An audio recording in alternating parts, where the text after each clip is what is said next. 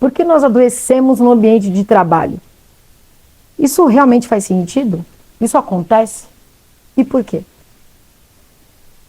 E é engraçado porque se você for parar para pensar, não teria lógica da gente adoecer no ambiente de trabalho, uma vez que lá a gente só vai para desempenhar os nossos papéis, fazer o que é nosso, cumprir ali a nossa tarefa, ganhar o que é nosso, colocar no bolso e ir embora.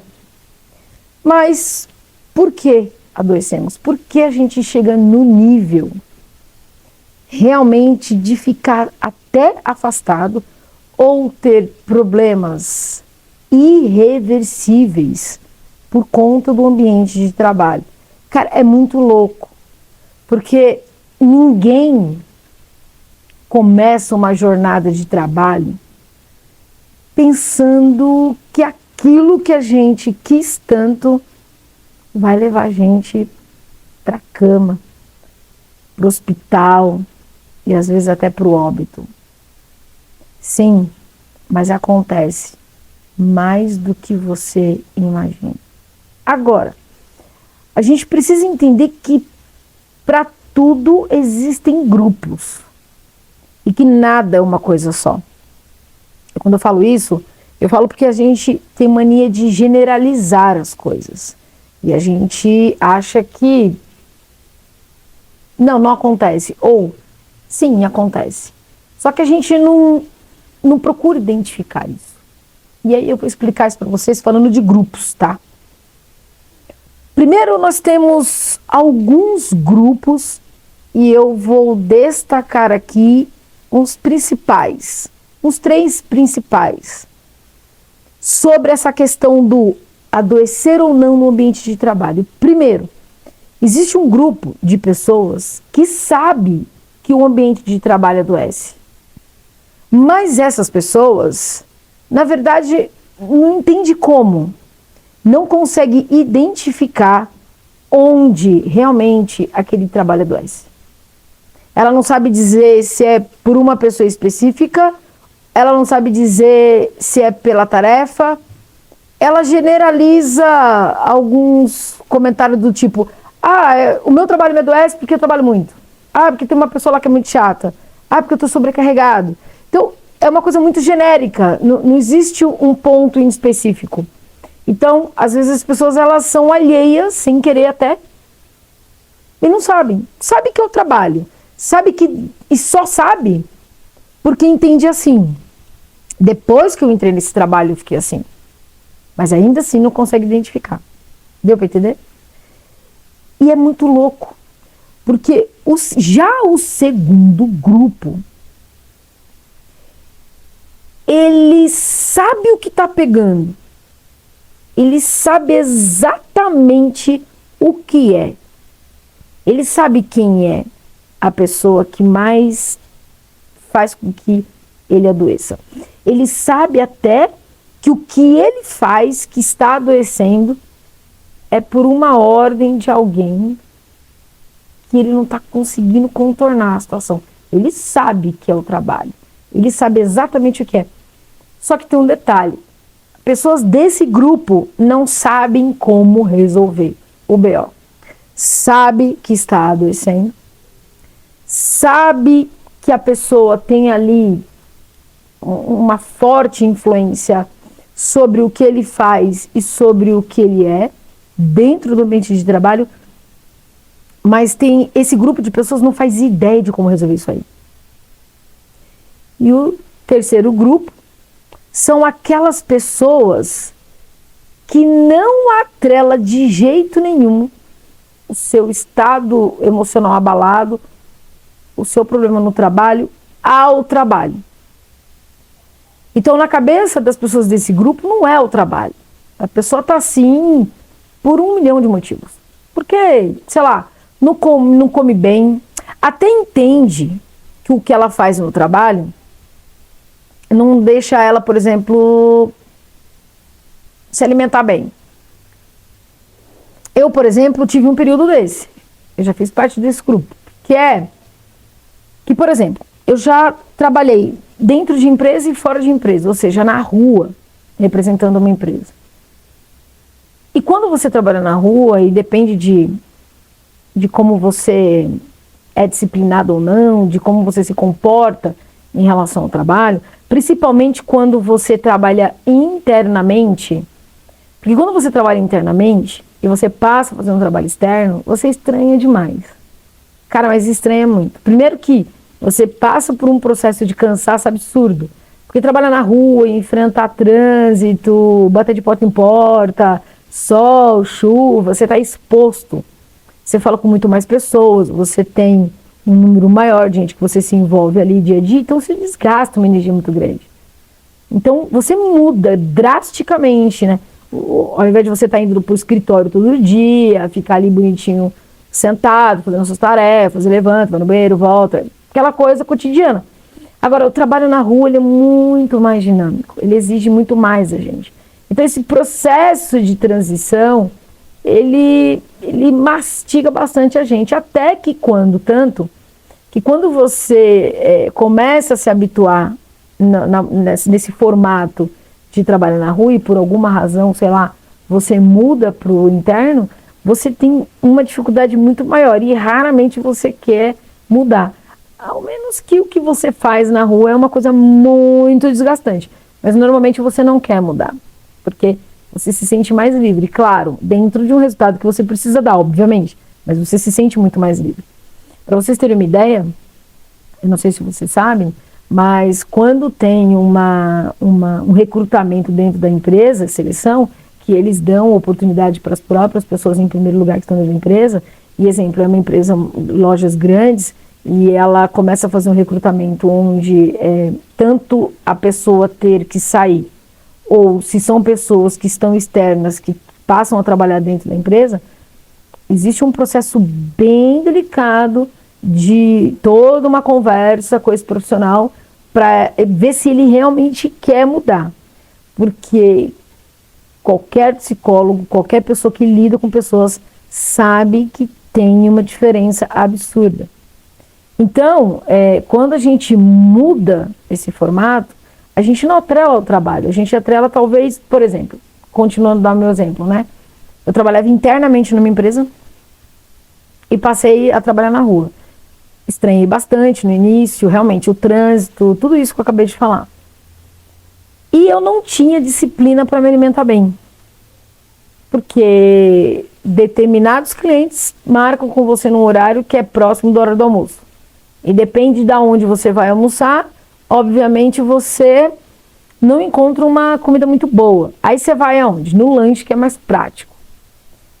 Você vai no lanche, principalmente quem mora em São Paulo, que tem as modalidades, né, self-service, já sofre um pouco. Porque você pega o resto, pega aquela comida já requentada, senão você acaba não perdendo apetite ou nem vai comer. Então, você acaba comendo muito mal. E o dia a dia, e aí junta vários pontos, mesmo que você tenha uma disciplina, e quando você depende de outras pessoas no horário, reunião, alguma coisa assim, isso já foge do foco. Então você passa a comer muita besteira. Então é muito difícil você ser disciplinado no nível de levar lá uma necessairezinha ou aquelas mini refrigerador e coloca lá para comer uma fruta, para comer alguma coisa. Eu conheço bastante gente disciplinada nesse nível, mas infelizmente a maioria de nós não é assim. O que acontece é que eu passei muitos anos comendo muito mal. Eu tive 2 trabalhos que foram assim, que me consumiam muito. Só que parte disso era uma forma que eu acabava não arrumando para comer melhor. Eu acabava aceitando aquilo que era mais prático. Ah, comida depois das 14 é ruim, então não vou comer. Também não forçava uma barra de colocar alguma coisa, uma barra de cereal ou uma fruta dentro do carro, entendeu? Eu acabava indo conforme a maré. Ah, hoje a maré está alta, então vamos navegar na maré alta. Eu não procurava ali buscar um subterfúgio, uma solução para aquilo, olhando para a minha saúde. Então eu acabava levando. Só que, lógico, dentro do ambiente de trabalho a gente sabe que não tem só isso. Existem as questões que nós temos que aprender a lidar no dia a dia. E com isso, concomitantemente a isso, você vai se sentindo o quê? Afetado, porque você come mal, você já está frágil. energeticamente falando, você já tem um trabalho que te suga as energias. E a maneira com que nós lidamos com tudo isso também influencia muito. Então, imagina a soma dessas 3 situações. O que não acontece? Então, eu fiz parte desse grupo durante muito tempo. Porque quando você passa a lidar com determinadas situações e determinadas pessoas, e que você passa a ver algumas coisas dentro do ambiente de trabalho, que eu vou trazer alguns exemplos aqui, você passa a se alimentar ainda muito mais mal. Olha como é louco. Então, quanto mais a gente começa a ter dificuldades de lidar com determinada situação, mais a gente passa a não olhar para nós. Então, você vai sendo levado, sabe assim, por uma situação que quando você começa a perceber, você acha tudo isso muito natural. Natural, faz parte desse trabalho. Natural. E aí você começa a atrelar, né? Você até pode imaginar que seja o trabalho, mas você fala, não é o trabalho. Na verdade é a situação que está se envolvendo. Ou eu que não gosto de comer comida depois das 14. Então, o seu radar não está ainda para a saúde, para soluções. Então, você acredita ou nem passa a imaginar que essas picuinhas, essas coisas que a gente vive no trabalho, somada com a maneira que a gente lida com tudo isso, é que de fato faz parte total desse formato do trabalho que te adoece. Então, eu vou explicar isso de uma maneira muito mais ampla, para a gente poder ter umas bases aqui mais sólidas. E a gente começar a pensar que, se eu faço parte de que grupo? Do grupo que, eu até sei que o trabalho adoece, mas eu não sei exatamente porque eu não consegui identificar. Se eu faço parte daquele grupo que eu sim, eu sei o que pega, eu sei de fato o que está acontecendo, mas eu não consigo minimamente saber por onde ou como resolver. Ou se eu faço parte desse grupo que, cara, não é o meu trabalho que adoece. Agora você vai falar assim pra mim, Patrícia, mas eu não posso estar passando por uma situação na minha vida, em alguma outra área da minha vida, que sim, que pode ser que o trabalho realmente, ele pode não ser o fator principal de me adoecer. Eu estou doente dentro dele, mas eu até sei que não é dentro dele. Sim, claro que você pode. Você pode estar passando, por exemplo, por um problema pessoal, familiar, esposa, filho, marido, enfim. Sim, tem muitas dessas questões que nos adoecem, claro, porque são relacionamentos conflitantes, situações indigestas que a gente vive que são provenientes a trazer também doença para o corpo físico. Mas é que o foco desse vídeo é justamente para a gente entender que muitas vezes é o trabalho, muitas vezes é a forma com que a gente está lidando com isso, mas a gente não percebe. E até atrela a outras áreas da vida, mas a gente não faz ideia. Então, por que, afinal de contas, nós adoecemos pelo trabalho? Porque o trabalho, que deveria ser uma fonte de prosperidade, onde, pela lógica, é dali que eu tiro o meu rico dinheiro para fazer minimamente as coisas que eu gosto, para que eu consiga sobreviver, para que eu me alimente bem, para que eu consiga ter meu carro, pagar uma prestação de aluguel da minha casa, porque o que a gente quer, o que a gente precisa para vestir, para comer, para beber, para ter, está atrelado ao dinheiro. E isso tudo você tira de onde? Do seu trabalho. Seja você empreendedor, seja você funcionário, não importa. É de lá, é do trabalho. É dali que eu tiro tudo. Então, como é que pode um lugar onde a maioria das pessoas falam que, olha, leva para o profissional, não leva para o pessoal. Olha, isso daí é de fora profissional, não leva para casa e vice-versa, pode nos adoecer. O que acontece dentro desse trabalho que nos adoece? O que acontece com esse trabalho que ele faz a gente realmente, muitas vezes, chegar a doenças irreversíveis e até a óbito? Isso quando a gente não tira a vida por conta do trabalho. O que raio tem lá dentro? Que situação insustentável tem ali que pode fazer com que eu me prejudique nesse nível, colocando em risco a minha vida emocional, psíquica, espiritual, física, nesse nível? Então eu vou explicar alguns tópicos aqui, e aí eu queria que você fizesse uma breve... Sabe quando você pega um rascunho assim? Enquanto eu vou falando, vai pensando onde, de repente, alguma coisa desses tópicos que eu vou trazer aqui pode fazer sentido na sua vida. E se faz sentido, começa a pensar, de repente, onde isso começou. E se, de repente, você está ou não identificando isso. É assim, visionários. Afinal de contas, o que pode acontecer lá dentro desse ambiente de trabalho que faz com que a gente realmente fique doente?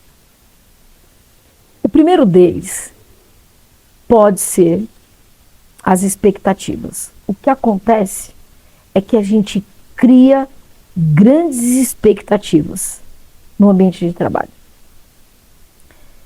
Eu poderia ficar aqui horas falando de exemplos das expectativas que a gente cria.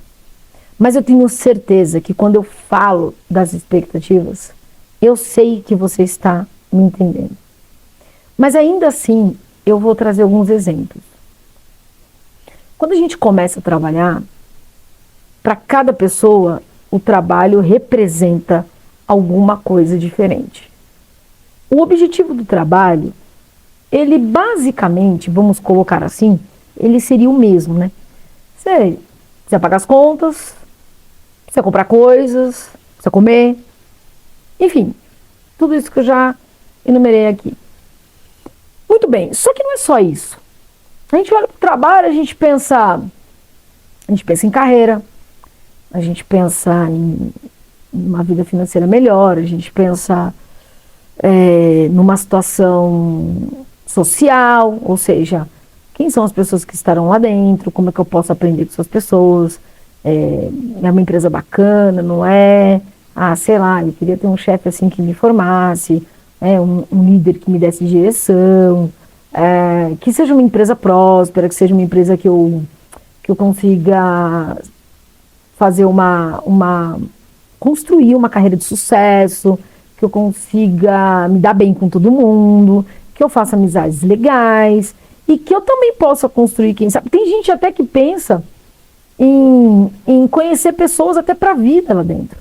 Então, para cada um de nós, as expectativas do trabalho, ela representa uma coisa. E aqui, o foco não é o que é certo, não é o que é errado. Não importa, as expectativas elas são individuais. E as expectativas, elas existem, elas nascem justamente em prol daquilo que você espera encontrar dentro do teu desejo, dentro das tuas necessidades, dentro das coisas que você queira, dentro dos seus valores, dentro de tudo aquilo que você acredita. Então a gente cria expectativas de encontrar determinados tipos de pessoas que nós gostaríamos de conhecer. Criamos expectativas em cima de tarefas que nós gostaríamos de realizar e também de aprender coisas novas. Enfim, as expectativas que a gente cria são várias. Porém, entretanto, todavia, as coisas, conforme vão acontecendo lá dentro, elas podem minar as nossas expectativas. Elas podem fazer com que a gente comece a ter um novo olhar em cima das expectativas que nós criamos. Tá dando para entender? Olha como é louco. E aí você começa a pensar, caramba, não é isso que eu imaginei. Não é isso que eu criei aqui na minha cabeça. Nossa, não tem nada a ver com o que eu pensei. E isso começa a... Sabe aquele famoso baldinho de água gelada que você vai... E aí você vai começando a observar as coisas e automaticamente o seu cérebro ele vai buscando ali, resgatando aquelas expectativas que você foi buscar quando você entrou. Isso pode acontecer de forma muito consciente ou até mesmo inconsciente. O fato é que você criou algumas expectativas sobre algumas pessoas, ou até mesmo quando começou a conhecer essas pessoas, porque você não cria uma expectativa de cara, você pode até gostar da ideia de ter pessoas legais, mas isso não é muito o foco. Quando você entra no ambiente novo, você tem outras expectativas a não ser as pessoas. Pessoas, você pensa assim, que legal você encontrar pessoas bacanas. Pô, que bacana vai ser encontrar um chefe, um líder que me forme, que me ajude, tá, me engaje, me empodere na área. Mas aí, existem um outro tipo de expectativa dentro desse núcleo, que são exatamente as pessoas, ou seja, você passa a conhecer algumas pessoas, e de repente você encontra esse líder que te forma, um colega bacana que você passa a ter amizade. Então você já vai começando a criar uma expectativa também. Expectativa de que o ambiente é massa. Expectativa de que, nossa, que lugar bacana, que lugar legal, que pessoas incríveis. Ou até mesmo, nossa, que tarefa maravilhosa, olha, eu estou aprendendo novas coisas. E isso vai aumentando as expectativas que você já tinha. Então você já tinha algumas, que a gente não entra também sem expectativa nenhuma. É muito difícil. Pode acontecer, nada é uma coisa só. Mas normalmente você entra ali com uma mínima expectativa. E aí você cai matando. E conforme você vai começando a ver algumas mudanças, vai tendo mais intimidade, porque intimidade é um processo, né? Eu tenho um ditado interessante para isso, que eu falo que intimidade, na verdade, é uma merda. Você começa a ter isso, dá um pau danado às vezes. Porque você começa a estar próximo, aí você começa a ver coisas que a sua expectativa não te deixava ver. E aí você começa a se desengajar, vai ficando mais chateado, mais triste. Isso vai te puxando para baixo. Deu para entender? Então, a expectativa, ela mata. Porque automaticamente as coisas não eram como eu imaginei que fosse.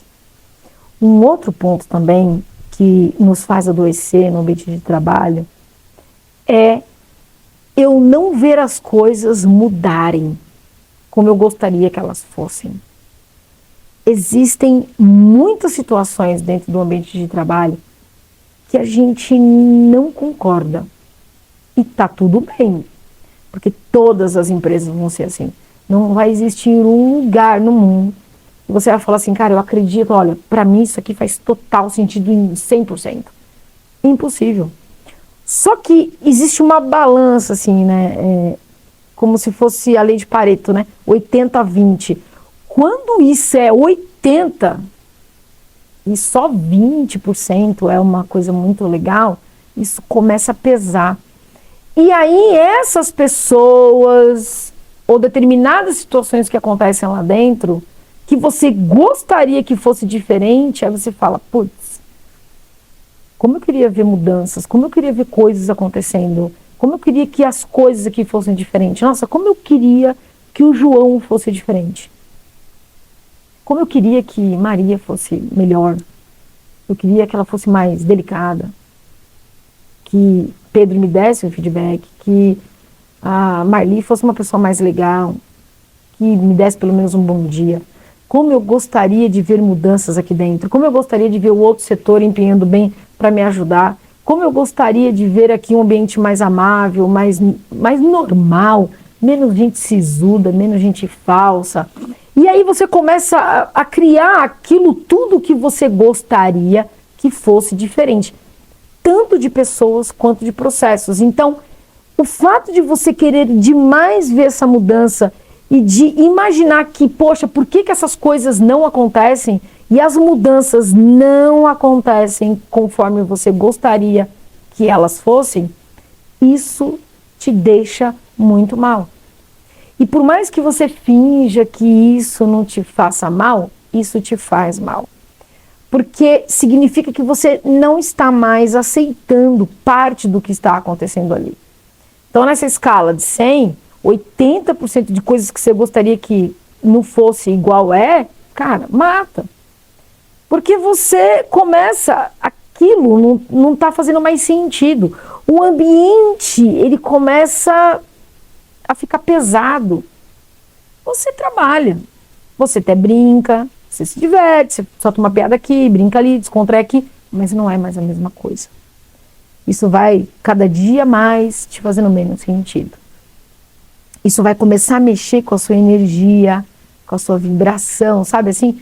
aquela coisa que você não tem mais aquela alegria de ir, de fazer um bom trabalho, a vibração e a energia, ela está muito atrelada à criatividade, ao tesão de fazer as coisas, isso vai murchando.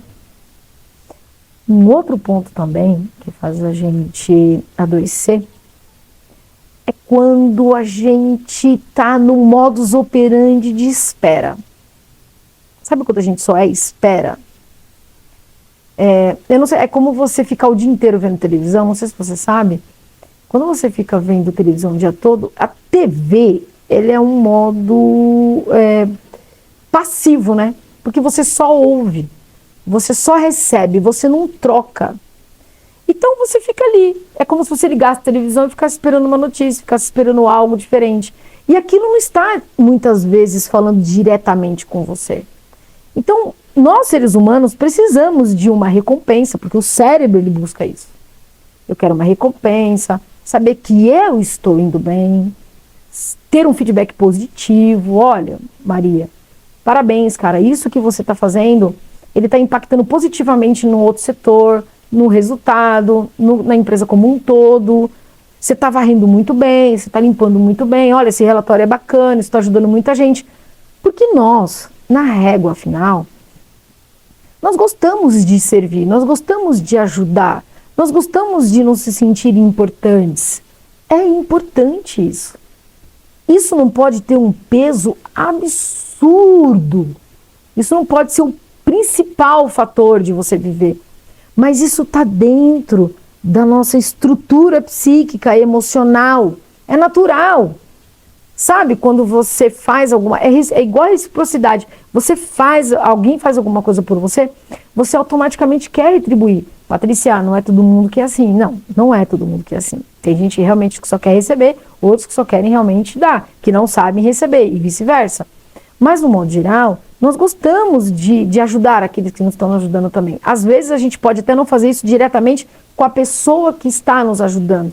E a gente acaba retribuindo isso com outras pessoas. Então, nós queremos uma recompensa. Dizer que você está trabalhando, que você está ali fazendo tudo, se matando, dando dentro da sua visão o seu melhor, dentro da sua verdade absoluta, você está fazendo o máximo que você pode dentro da sua capacidade e ninguém vê isso, e ninguém te dá um oi, ninguém te dá um bom dia, ninguém te dá um boa tarde, ninguém fala que você está indo bem. Por mais que tudo bem, a gente sabe que a gente está fazendo aquilo que é bom, mas não ter uma retribuição, uma recompensa, isso é uma coisa que também é um fator que contribui muito com a falência emocional do nosso cérebro, da nossa energia. A gente vai ficando aos poucos muito mal com tudo isso. Um outro fator que pega muito é quando a gente tem aquele senso de justiça, que a gente começa a trabalhar num lugar que a gente está vendo 1 milhão de coisas erradas. Que você está vendo que aquilo, dentro da sua visão, claro, é sempre uma interpretação, porque tem coisas muito diretas acontecendo, que é na visão de todos, e aí não tem muito o que a gente fazer, porque está na visão de todos, isso significa que a maioria está corrompido com aquilo. Agora, tem coisas que são muito quietas, são muito bastidor, né?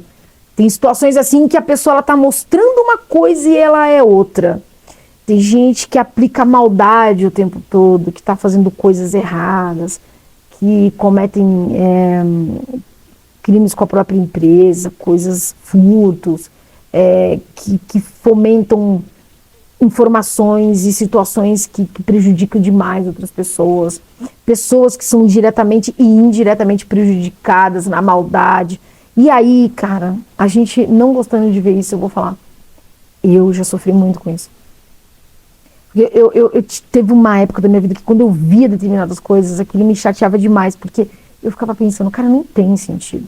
Por que as pessoas fazem isso? Por que isso existe? E aí, percebe, ó, por quê, e aí você gostaria que aquilo não fosse daquele jeito, por que a pessoa age daquela forma, e você começa a se doer não só por você, mas também por colegas, por pares, tem gente que se dói pelo chefe, tem chefe que se dói pelo funcionário.